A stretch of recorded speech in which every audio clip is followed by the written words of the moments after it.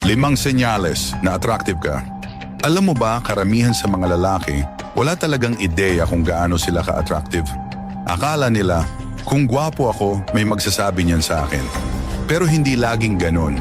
Hindi lahat ng tao sasabihin sa'yo na gusto ka nila.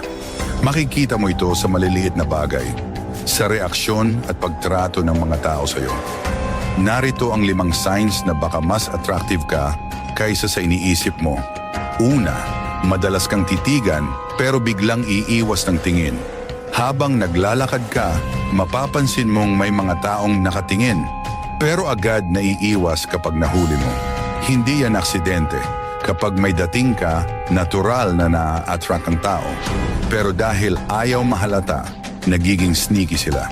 Pangalawa, iba ang pagtrato sa'yo ng mga strangers. Mas mabait ang cashier, binubuksan ka ng pinto, binibigyan ka ng benefit of the doubt. Hindi ito swerte, halo effect ito. Kapag may dating ka, ina-assume ng utak ng tao na mabait, competent at approachable ka kahit di ka pa nagsasalita. Pangatlo, madali kang matandaan kahit minsan ka lang nakita. May mga taong babati sa'yo kahit hindi mo sila maalala. Ibig sabihin may impact ka. Hindi lang ito tungkol sa itsura, vibe, energy, at presence din. Pang-apat, nakakatanggap ka ng random compliments. Hindi man direktang pogi ka, pero may mga nagsasabing maganda boses mo, vibe mo, o tawa mo. Hindi ito basta-basta binibigay. Kung palagi kang nakakakuha ng ganito, may something talaga sa'yo. Pang-5, nagiging awkward ang iba sa paligid mo. May mga taong biglang nahihiya, nauutal, o nagiging conscious kapag kaharap ka. Hindi dahil intimidating ka, pero dahil naa-attract sila at gusto nilang magmukhang okay sa harap mo.